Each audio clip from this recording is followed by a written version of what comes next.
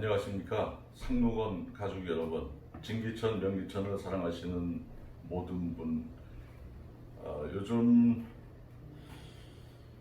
너무 좀 세상이 뒤숭숭합니다. 마치 좀 어두운 그런 세상으로 우리에게 다가오고 있습니다. 이럴 때일수록 여러분들이 건강에 유념하셔서 이제 조금 지나고 나면 환한 때 여러분들이 행복해야 되지 않습니까? 그래서 이 어려운 때지만 건강에 유념하셔서 잘 지혜롭게 슬기롭게 보내시기 바라겠습니다. 그래서 건강해져서 아주 웃는 얼굴로 여러분들을 다시 뵙기를 바라겠습니다. 이번 시간에는 한국인 사망 원인이 2위가 심혈관입니다. 그리고 3위가 뇌질환과 관련되어 있습니다. 그리고 이렇게 심각한 심혈관, 뇌혈관 질환의 단초가 되는 것이 피의 오염, 고지혈이라고 합니다. 이 고지혈에 대해서 좀 고려해 보겠습니다. 이 고지혈은 현대의학에서 뚜렷한 원인을 아직 못 찾겠다고 얘기하는 질환입니다. 근데 이 피에 지방이 많이 끼고 불순물이 많이 끼게 되면 그러면 피가 끈적끈적해집니다. 끈적끈적해지니까 피가 순환이 어떻게 될까요? 가다가 잘 막히게 됩니다. 특히 모세혈관 쪽이 어떻게 될까요? 피가 끈적끈적하니까 모세혈관 쪽으로 피가 흐르다가 자꾸 멈추게 됩니다. 그리고 혈관 벽에도 이런 좋지 않은 이끼들이 끼어가지고 이끼들이 끼다 보면 자꾸 이렇게 혈관이 점점 이제 시간이 가면서 혈관이 막히게 됩니다. 그러면 어떻게 되겠습니까? 피의 혈류 길이 좁아지게 되겠죠. 그래서 순환이 안 됩니다. 이것이 모세혈관에서도 이런 현상들이 일어납니다. 그리고 이런 현상들이 일어나면 그것이 시간이 지나면 심각한 질환들로 연결이 됩니다. 현재 일반적으로 우리가 알기로는 그래서 음식물 아니면 이제 동물성을 많이 드시는 분들에게 이런 문제가 있다 이런 얘기도 하고요. 또 요즘에 변화된 환경들 스트레스를 많이 받지 않습니까? 이런 것들 그리고 또 운동 부족 이런 여러 가지 좋지 않은 조건들이 피가 고지혈이 되게 하는 원인이라고 생각할 뿐이지 아직 특별한 명쾌하게 설명하는 바는 없습니다. 여러분들은 어떻게 생각하십니까? 물론 우리가 아는 상식에 근거해서 고지혈을 예방하기 위해서 약을 복용하고 또 운동도 하고 좋은 음식을 드시고 스트레스를 덜 받는 생활을 하면 그러면 고지혈이 도움이 분명히 될 것입니다. 그렇지만 이런 것들을 이런 대중적인 요법들을 한다 하더라도 고지혈의 위험에 노출된 사람이 많다 보니까 굉장한 공포로 다가오는 것도 현실입니다. 이 고지혈 문제는 왜 발생하는 겁니까? 그리고 이 고지혈 문제를 어떻게 해결할 수 있겠습니까? 먼저 육식 때문에 고지혈이 생긴다고 해서 어떤 분들은 이 육식에 대해서 알레르기 반응을 보이는 사람도 있을지 모르겠습니다. 그러나 이렇게 한번 생각을 해보시죠. 여러분 육식이 주식이었던 아메리카 원주민들이 있지 않습니까? 그리고 아마 알래스카 원주민도 있을 겁니다. 그런 사람들은 한때 육식이 주식이었습니다.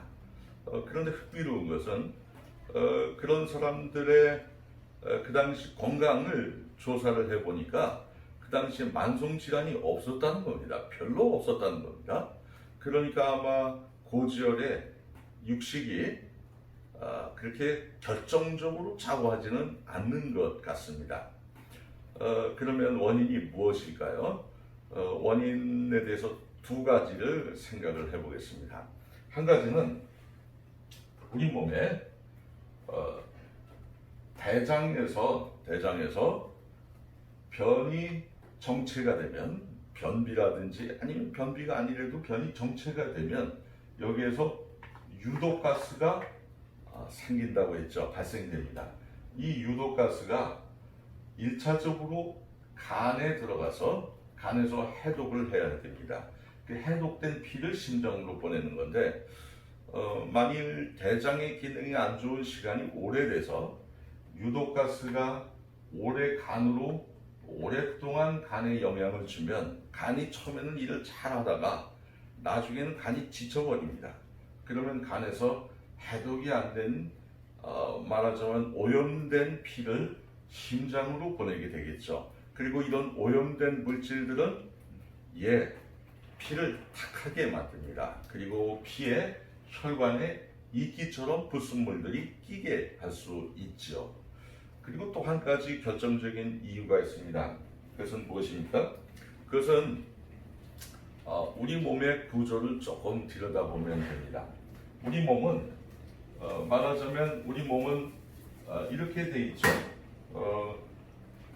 소장에서 위에서 소화가 되고 소장에서 영양이 흡수가 됩니다. 흡수가 되면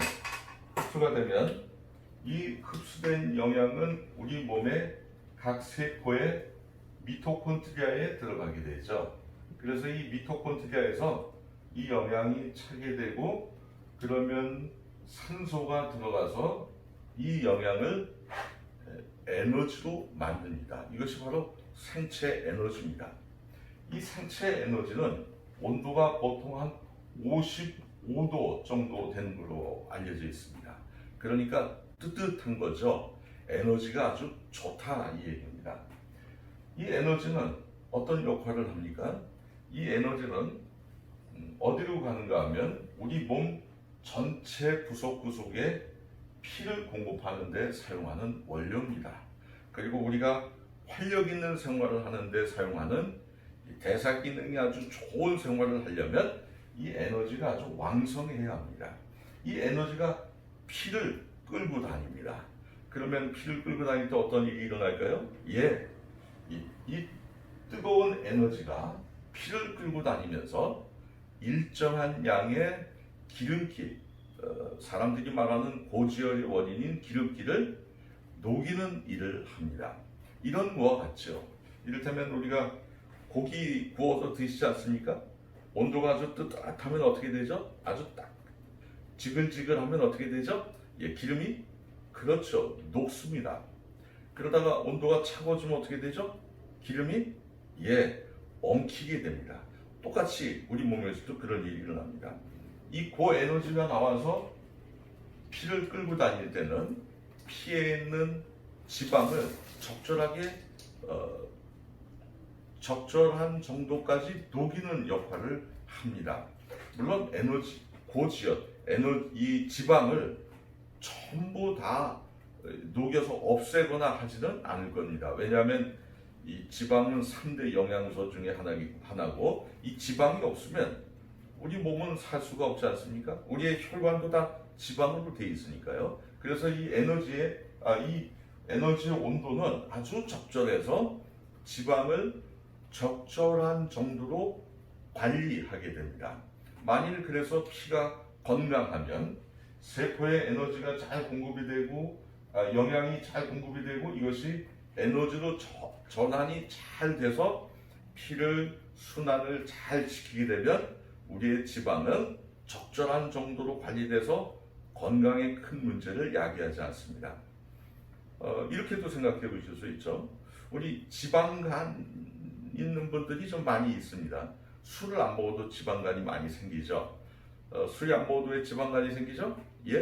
그 뒤를 속을 들여다보면 반드시 대장과 연결되어 있습니다. 그래서 많은 여성분들도 미혼 여성분들이 술을 많이 먹는 게 아닌데 대장에 문제가 생기면 지방간에 문제가 생깁니다. 그래서 비알코올성 지방간이 더 많은 추세를 보이고 있습니다. 근데 만약 혈액순환이 잘 되면 또 대장이 건강해지면 어떻게 됩니까? 그러면 이제 이 간 쪽으로 혈액순환이 잘 되게 됩니다.